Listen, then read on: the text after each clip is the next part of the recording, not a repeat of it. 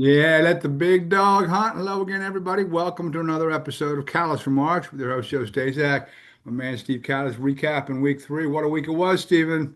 Incredible. I don't know where to Incredible. start. Maybe the Eagles, maybe Yeah, the Rams we against could, the we could, Eagles, it was, maybe the Ravens. we could start. Well, the Ravens are still licking their wounds from last night, getting Oh beat. boy. We could start with the Ravens because that was the most recent, and maybe people went to bed. But Lions, after their opener against Green Bay, where they came out flat as could be, have been just a wrecking machine. Wrecked Detroit or wrecked Chicago. They went in and they wrecked the Ravens' evening. Another turnover. They caused another fumble by Derrick Henry late, and they had some goal line stops. And I'm not a big Ravens guy. You know that they give up way too many points and they don't seem to come up big when they need to. But Detroit seems very much where they were last year. And I thought they were the team to beat last year, but they just lost so many people defensively. And then it just caught up with them by the time they hosted the Commanders in that divisional round game. And they got beat pretty bad.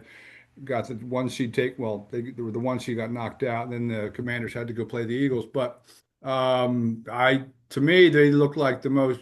Again, it's only 3 weeks, so who cares and who knows? But they seem like the team that's got it together right now. I think you're 100% right. I know the only smart thing I said the other day before when we you asked me who I liked in Ravens Lions. I said the over, whatever it is. It turned out to be 53.5 and into the fourth quarter was a question mark, but of course it wound up 38-30. But look, Goff looks like Goff. Um, they ran for 224 yards against the Ravens. I mean, the Ravens every week, I don't care who they're playing, they can't stop Can't anybody. stop anybody. They're not going anywhere if they can't stop anyone. And I love Henry, but now these two fumbles in the fourth quarter, which you can argue both of which lost the game. So here's a stat from ESPN that's incredible. Because what we say, I mean, Henry, he never fumbles, right? He doesn't fumble. How about this stat? Two fumbles lost in the fourth quarter this season. In the last 9 seasons, Henry has lost two fumbles in the fourth quarter that were recovered. 9 years. Yeah, It's unbelievable. Now, Hutchinson, I mean, you can't get a bigger guy or a better punch than Hutchinson. I mean, if you punch the ball right there, and he also got stripped last week, Henry. Um, he's incredible, but I feel, and boy, he stands there and takes it because he's a it is good his dude. He's a fault. good dude. He's a stand-up guy. He still Yeah, has it. You saw that touchdown run he had in the first half, and he's yeah, still. yeah. But listen, it's not always the guy who makes the mistakes fault. The guy who, these defenders are taught to punch the ball out and did a nice job. When you're coming up from behind a guy, it's tough to hold on when you've got a big guy like Hutchinson going boom, punches out the. I mean, it happens. It happens. Yeah, I think the announcer said he was looking at the guy to his right, but I think it's about when you're in the middle of five guys, it's just hold the ball as best you can, not look one way and don't worry about the other. I think that's ridiculous. Nobody asked Henry that question, but the notion that you're looking at one guy and another guy comes up from the side, you're in the middle of five He's guys. so strong. It's instinctual. He's usually just, I being will say himself. this, the surprising thing, and tell me if I'm wrong. I don't know if it was because they were so able to keep Lamar in the pocket, but he was not Lamar. 7 sacks ties his all-time worst. And they just seem to be able to, make the pocket smaller, but not give him the outside. He ran a few times, he's Lamar. But, and you look at his numbers are really good 21 for 27, 288, three touchdowns, no picks. But he lost that fumble also. I think they lost two in the fourth quarter. Lamar and Henry, their two best players, arguably. Everybody was talking about Andrews having a great game, and he did. 6 catches, 91 yards, two touchdowns, but that's never going to erase last year, of course.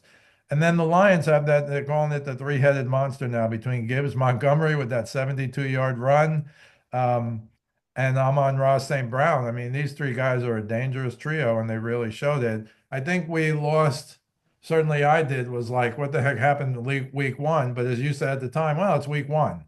And now the Lions have come back to score 90 points. Now, again, the Ravens defense is just not good. And the Bears, so 52 and 38 is 90. So we'll see what happens. But the Lions have kind of moved up a little bit. If the Lions played the Packers next week, I don't know who you'd pick. Maybe off of game one, you'd pick the Packers, but I don't know that I would, given what we've seen. These look like the Lions of all with a few trick plays that you saw, right? And I maybe love the they're double pitch at the goal line, the yeah. little option Yeah. Oh, play. that was a great play. That's a great play. Everybody should have that in their book. I mean, he walked in on the biggest play at the time. And all credit to the Lions. I don't think the Ravens are going anywhere. Usually they're killers in the regular season. Now they might beat up on some real bad teams. I haven't looked at their schedule, but they can go off for, they're scoring 30 on the Lions. That ain't nothing. But it was very surprising that it wound up this way, but not as again, as we talked about, the Ravens can't stop anybody. They really can't stop anybody. Um, and that's going to be the problem. Listen, they gave up 41 to Buffalo. They gave up 38 to Detroit at home. Their defense, which once was their calling card under John Harbaugh, with Ray Lewis Where is Ray Lewis when you and need? I don't know where, Ed Reed. It's not the way anymore. It's unfortunate for them, but no, I'm sorry. I mean, yes, Lamar's fun to watch in the regular season, but they're not going to make it anywhere with that defense. So, all right, let's talk about the craziest game that was the NFL in the NFL this week. The Eagles down 19. They were down 12 at the half, and I even said to someone, this could be a lot worse if Matthew Stafford didn't miss a lot of throws on third down. Like he had guys wide open. He overthrew Pakua. He overthrew Adams once. I know he hit him with a touchdown pass, but I'm like, this could be a lot worse. Cardi had 4 field goals. It was only 19-7, and then they scored off Jared Verse. He caused a turnover early, scored next play. 26-7. Eagles had -1 yard passing in the first half. And then they flipped the switch and they said, all right, let's open our off, let's run our offense, which to me, they should have been doing, at least to a degree. But I think they were always trying to do what they did last year, keep it conservative, see if Barkley can, they can run the ball against folks, which they haven't really been able to do much of. But you can see what happens when you start throwing the ball to, AJ Brown. Some of the plays, there were so many big plays on third down that he broke for 23, 25, 20. And then Devontae had the big fourth and goal at the 4 yard line. I mean, Hurts was money. Hurts was so 255 yards in the second half with -1 yard in the first half. I mean, it was such a different tale of the tapes. You wonder why can't they just run some semblance of that offense in the first half when you have the weapons like that? You heard AJ Brown after the game saying, "Yeah, I don't think we should be conservative. We have a lot of killers over here." But they find ways to win games, kind of like the Chiefs last year, with more talented though. But the Chiefs did that all year, and everyone's wondering, are they any good or they keep winning these close games? I mean, a lot remains And to they be were good seen. to until the Super Bowl. Until the Super Bowl, they were good, exactly. So what did you think? I mean, it was a tough, and then 2 blocks. Like some of that has to be on the Rams to kind of trying to fix. I mean, they already had 1 block. Don't you make an adjustment? I mean, 2 Georgia boys just figured out a way to get through, put their paws up, boom, again, another block. You rarely see 1 block. 2 blocks in a fourth quarter of a game, and one gets run back. And if you had Well, money on the Rams, that's about the worst loss you'll ever have. I will say this, there's more blocks this year than we've seen in years because when you see what happened, I don't know how much we're going to talk about the Jet game, but when you see what happened there and you Happened see, right after the Eagles game was done. Yeah, yeah, and Jalen Carter got the first block and Jordan Davis not only got the block, but he picked it up and ran how many yards? 61. I said he was running 19 miles an hour and he's like 336 pounds or He lost something. 26 pounds in the offseason. Yeah. Yeah. These guys are Hey, fat. I guess you'll tell me, but I assume the Eagles covered after that play because I don't think they had covered before that play. But No, they didn't. They covered. They were given 3.5. They covered on that. That's the worst beat you'll ever see. yeah, that's horrific. But give the Eagles credit; they find a way to win. I don't think they're as unimpressive as the Chiefs were all year last year, but the Chiefs won all those games and they made it to the Super Bowl. Certainly, the Eagles are in now. So what are they now? 19-1, last 20? Is that what they are now? Yeah, and Hurts, when he starts and finishes a game, he's 17-0 in his last 17. So, you know, I think Hurts should be the MVP every year, the last few years now, the way he's playing. But it's almost like people are trying to put him in as a game manager, and that's different from doing what you have to do to win. If he has to run, he can run. If he has to throw it, he can throw it. But I think he's becoming half a magician himself because he's incredibly smart. I don't know how much credit he gets for that, but he's incredibly smart. You know better than I, or he's speaking to Michael Jordan, he's speaking to all the champions. And now he is a champion. So I think he knows what the drill is. And I think he does whatever. But you have a guy like AJ Brown who's not wrong, but he just wants the ball more, right? That's what that's all about. We should be more aggressive. Just give me the damn ball. But it works. And why? Because he dominates. Like he knocks guys down and runs for another 15. Clutch play after clutch play. And he just, he again, the Rams probably need another cornerback. I know they didn't draft one, but they're a little small there. That might hold them back. But he just kind of had his way with them in the second half. 100%. It was incredible because of the turnaround at 26-7. You're like, oh my goodness. But then, then they got outscored 26 nothing. It was unbelievable. I mean, it's one of those, yeah. I mean, they own the Rams for whatever reason. They have the Rams number. They beat them twice last year. They haven't lost to them since COVID in 2020, and they do play them a Wow. lot. Remember, it was the game Carson Wentz got hurt in. Nick Foles came in and finished up, and they seem to have their number for whatever reason. I think Sean McVay is a very good coach. I want to talk about this team because they play the Eagles next, and they historically have their number for whatever reason. It was kind of the turning point last year. It was 24 nothing before the Eagles took their 10th offensive snap. Baker Mayfield's playing ball. Jets ran a kickback to take the lead right after the Eagles game ended, and then Baker came right back down the field. And it was a little personal. He said one of the guys, the coaches on the Jets had cut Yeah. him. The defensive coordinator, I think. Yeah, like in high school or something, or I forget, but No, I know. Cut him when he was in where was Baker when he got cut? No, this was in the NFL, I'm pretty sure. well, how is a defensive guy cutting a quarterback? I don't get that, but I okay. don't know. I don't know Um, if he was the head coach. I don't know. I don't remember, but he was, and they also talked about Reddick, Hassan Reddick. He's also on the Bucks. He was that's also right. they That's also right. got the Jets also got rid of him, which was beyond stupid at the time when they got rid of him. And what I was surprised at is Aaron Glenn is running down the field and then doing a dance after the block kick like the game's over. Now, if the game's over, you can do that, but if there's a minute and a half left or whatever, Baker's getting that rep. That's all the time in the world. Yeah, so don't give it to me at the end of the game because I'm going to beat you, and that's exactly what happened. So I don't know what Aaron Glenn. Everybody loves Aaron Glenn in New York, He just got excited, I guess. I don't know.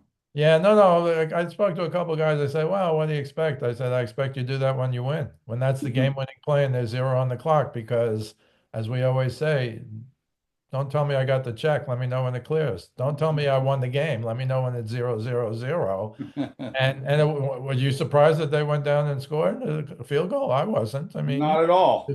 that's just and that's the rep he's getting now. He's a big time player. 19 for 29, 233 yards, one touchdown, no picks. Doesn't even tell you how well Baker Mayfield played. But I think now when you go into the huddle with this guy, I don't want to say it's Tom Brady like, but when you go into the huddle, you expect to go down the field and score a field goal, kick a field goal if you need a field goal to win, and you expect to go down the field and score a touchdown with him if you need a touchdown. And here's a news flash: he's been doing that really well now for a few years. Really well. They're 3-0, by the way. They're 3-0. We've turned into a heck of a quarterback. He really has. Yeah, I think he would. I never thought his arm was good enough and his height, but he does have an NFL arm, and he's got some moxie. I thought maybe his early years, maybe he did too many commercials. He's very good as an actor, by the way. Um, you know what I mean? Like I think he's really good at that, but I don't think he should have been doing it before he I made, agree. We talked about it all the time. maybe at some point because I think he's really good. He's got Peyton Manning in him, but. He's turned into a hell of a quarterback. He's in a good spot. See, remember, a lot of it's where your environment takes you.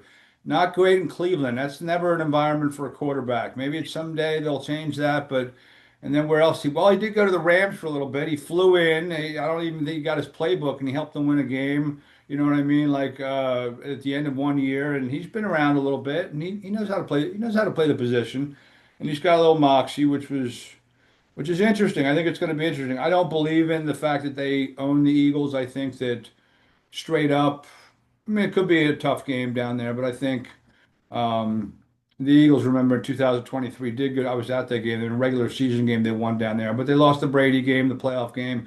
They lost the playoff game when they collapsed. They lost last year. I mean, they do have a hit. They lost in '79, Jaron Jaworski. the Tampa Bay does kind of own them, but we shall see. So Yeah, well, the one and also the one problem that I had with Baker was I think it was last year he said, "Oh, we're so much more relaxed when Tom Brady's not the quarterback here," and you're sitting there going, and Tom Brady even came back and said, essentially, "Wake me up when you win the Super Bowl," right, right, right. which they're not going to win. I don't know why he ever said that, but that's what Baker does sometimes. But he's he's a top five quarterback in the league to me for sure. You mentioned the Browns briefly. What about the Browns win over Green Bay? Where does that put Green Bay? It was such a weird game. And at the end, whatever you think of Joe Flacco, he led them into field goal territory so they could win the game. That to me is like the upset of the year so far, I think. But I didn't 18 think it seconds was that left, big of an up. I mean, yeah, it's an upset, but outright win. You thought it was an outright? It could be an I outright didn't win. know there, but the line was 7.5, and they're playing. We talked about Schwartz with his defense. You mentioned it. I mentioned He's got it. a. They have a very good defense, and I think sometimes you go 100%. in and you think Browns, and maybe you take them a little lightly. And all Jordan Love didn't have to do there was throw that interception. Just not throw the Well, interception. He threw one late, a few plays later. Um, they did block a kick and they went down. They ended up with a field goal. Like weird things happen in that game. It's the NFL. You can't take teams lightly. and I think the again, Browns. that was a 55-yarder by Andre Schmidt, a 55-yarder, which again, once upon a time was like, ooh, a 55-yarder. Now a 55-yarder, if you don't make it, you're like disappointed. So there's something with the balls. I told you I saw that article on I think it was ESPN. They've changed the balls and they said that during the discussion about it that it's going to be easier to kick field goals. And now everybody and their mother is getting somebody who's got a real strong leg, um, which means the can't miss from 40 guy is going to be weeded out. You better make from 55. And you see what the Dallas Aubrey, what he does. They My tried a 67-yard kick last night that just went wide. Detroit did. yeah, It would have tied Justin Tucker's record, and I think it had the distance. It just hooked left. I think I wasn't going to be surprised if that stayed through. I'd be like, all right, I think Aubrey's going to kick one from 70 this year, but I have to say, if you watch the Cowboys get destroyed by the Bears, and you're probably good with a few Ben Johnson trick plays, by the way. They're saying Caleb Williams. I don't know if he came of age yesterday, but 19 of 28 or Sunday, 238 yards, 4 touchdowns, no picks, 2 bombs, and I don't know what to say about Dallas except we were laughing at him when they made the big trade. And now, oh, well, we got a guy who can stop the run. And, the Cowboys, I don't see them stopping anybody.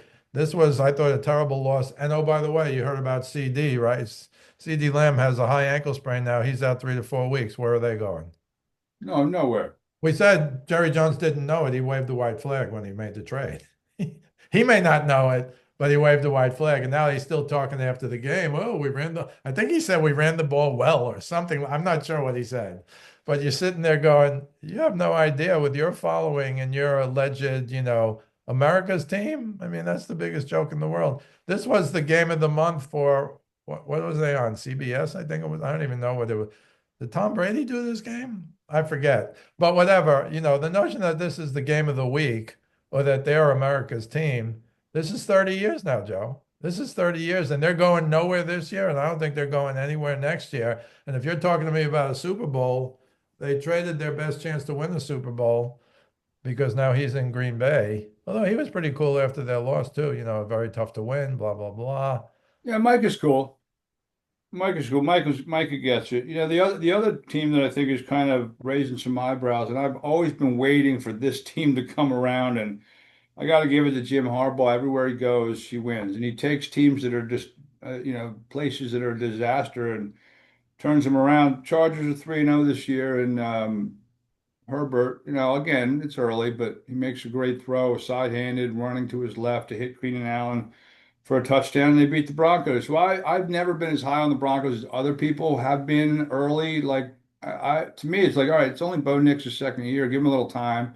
Right. Sean Payton won one Super Bowl, which is good, but he had Right. Drew Brees. Like, he's not he wasn't the next coming of George Halas. So like let's Yeah, I everyone think relax that's on not the. the problem. The Broncos have an excellent defense, but Nick's, I don't want to say he's regressing, but I don't think that he's improved. I mean, He's 14 for 25 for 153 yards. I haven't seen these numbers, these 120 in a game, 150 in a game, or whatever.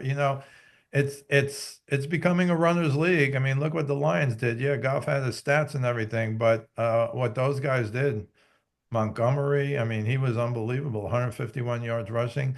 It's becoming more of a. We talked about this last year, right at the beginning when it started. I mean, suddenly everybody and their mother wants to run the ball. It's finally dawned on them what people did back in the 60s. Green Bay Packers with their power sweep with Taylor and Paul Horning. I mean, it's what they used to say. I mean, you knew they were going to run it and you couldn't stop it. It's kind of like the tush push of the 60s, except they go around end one way or the other. But you're right. I agree with you on the Chargers. I was so disappointed in Herbert in that playoff game last year. I almost wrote him off for this year. But I think the Broncos, they do have a very good defense. Now again, Herbert's 28 for 47 for 300 yards, one touchdown, one pick. He's an elite quarterback. So I don't know where the Broncos are going. I don't think Nix has been that much. Of course, they lost that game on a stupid penalty, that field goal that was moved 5 yards closer because of leverage or whatever it was, and that's why they lost the game after the game had ended and they won. I know. But you're right. You're right about the Broncos so far. I thought they were better than this, and the Chargers are real good there. And And they still may. It's early. 1-2 yeah, isn't the end of the world. correct. Though there's a lot of there's a lot of feeling out early in the season. But let's talk about the Vikings. I think the NFC, the Smythe division, as Chris Berman used to call it, that because hockey was always like the Blackhawks or Maple Leafs, uh, Right. the North Stars. The Vikings with Carson Wentz, and it wasn't really all him. Brian Flores has really got that defense going, but. Man, what a difference it makes without Joe Burrow. And they put up 48 points. Carson Wentz threw a couple touchdown passes. Isaiah Rodgers became the first player in history, ran one back, a scoop, ran a pick six back, caused two more fumbles. That was the guy the Eagles maybe could have signed, but he signed with Minnesota, and the Eagles are still looking for a number two cornerback. You don't get them all right, Howie. I get it. Was But it a money a thing nice or job in Minnesota. was it a money thing with Rodgers? No, it was a free agent thing, and they offered him a lot of money, and yeah, he went where the money was. I don't think they were going to offer him that much money. I mean, guys would be happy with that in the whole season. The pick six was 87 yards. The fumble pickup for a TD, the fumble pickup was 66 yards for a TD, and then he forced another fumble. I mean, that's a season for The most guys. season, he had a day, man. Did he have a day? I assume I don't even know if they do this. Do they do like the NFL Defensive Player of the Week because it's Oh, him? sure they do. Sure they If do. not the season, when you got to pick all, if you take the 18 or 19 winners, how many weeks? 18 weeks, I guess. When you pick the 18 defensive players of the week, I don't think anyone's going to beat that.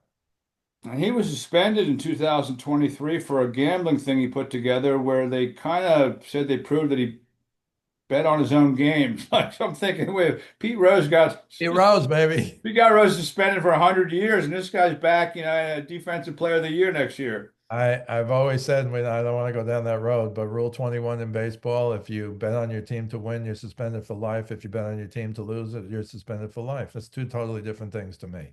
I But agree. save that for another Hard to time. prove, but I agree. Good stuff. You want to talk a little baseball before we got to run? Yeah, just a little bit. First of all, Cal Raleigh, 58 homers. I think he's got like 4 games left. He's got a chance for He can 60 do it. or I hope he 61 does. It's or unbelievable. 62. Padres beat the Brewers last night to clinch a playoff spot. The Brewers, of course, I think they're still the best record in baseball. We'll have to do something next week. I'm going to do something with Rick Morris this weekend.